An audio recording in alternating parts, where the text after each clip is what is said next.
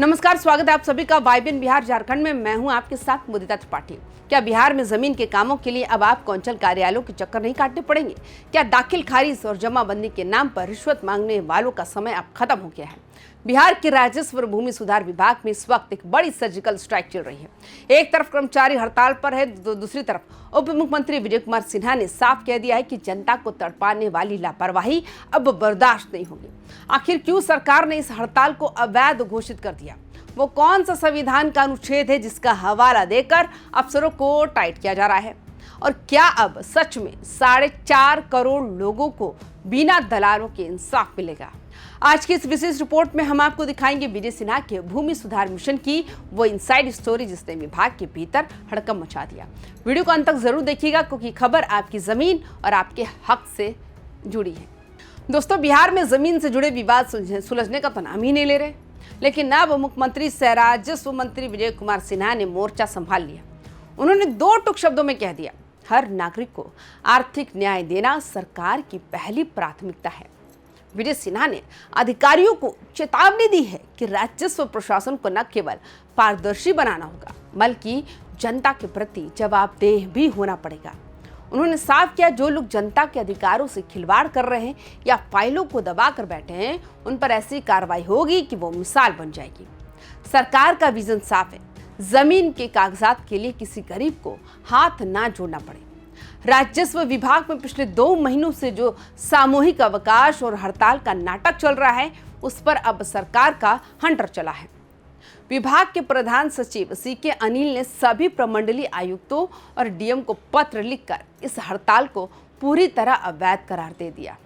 पत्र में नाराजगी जताते हुए कहा गया कि कर्मचारियों की इस मनमानी से आम जनता परेशान है। डीएम को निर्देश दिया गया कि वे अपने अधिकारियों का इस्तेमाल करें और तुरंत व्यवस्था को बहाल करें, यानी अब बहानेबाजी नहीं चलेगी, काम तो करना ही होगा। प्रधान सचिव सीके अनिल ने जो पत्र लिखा है उसमें सिर्फ प्रशासनिक आदेश नहीं बल्कि संविधान का पाठ भी है।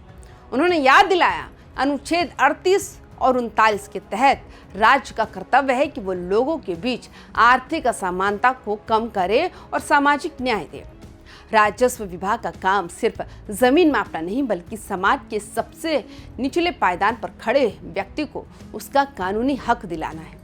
अगर कर्मचारी इस कर्तव्य से पीछे हटते हैं तो सीधे सीधे संविधान का उल्लंघन माना जाएगा। अक्सर देखा जाता है कि जब सरकारी कर्मचारी सीट से गायब होते हैं तो दलाल और मुंशी अंचल कार्यालयों में अघोषित अफसर बन जाते हैं। सरकार ने इस जमीनी हकीकत पर गहरी चिंता जताई है। प्रधान सचिव ने साफ कहा है कि कर्मचारियों की अनुपस्थिति का फायदा बिचौलिए उठा रहे हैं।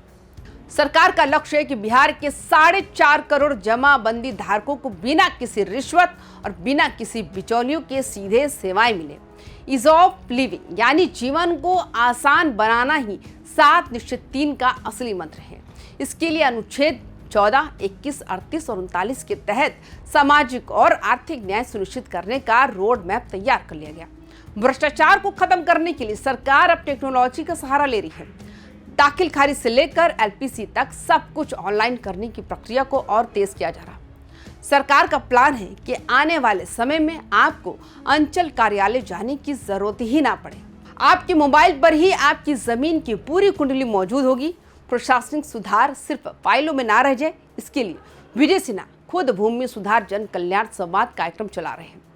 वे खुद जनता के बीच जा रहे हैं, उनकी समस्याएं सुन रहे हैं और मौके पर ही समाधान का निर्देश भी दे रहे हैं।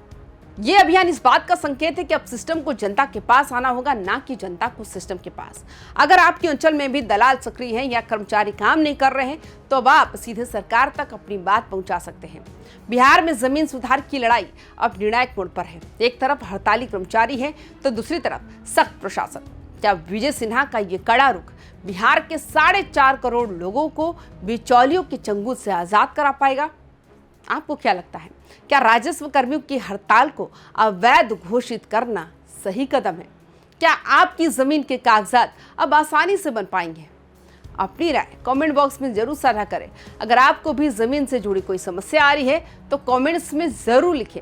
बिहार की हर बड़ी और जरूरी खबर के लिए देखते रहिए वाइबिन बिहार झारखंड। चैनल को अभी सब्सक्राइब करें और वीडियो को शेयर करना ना भूलें। जय हिंद।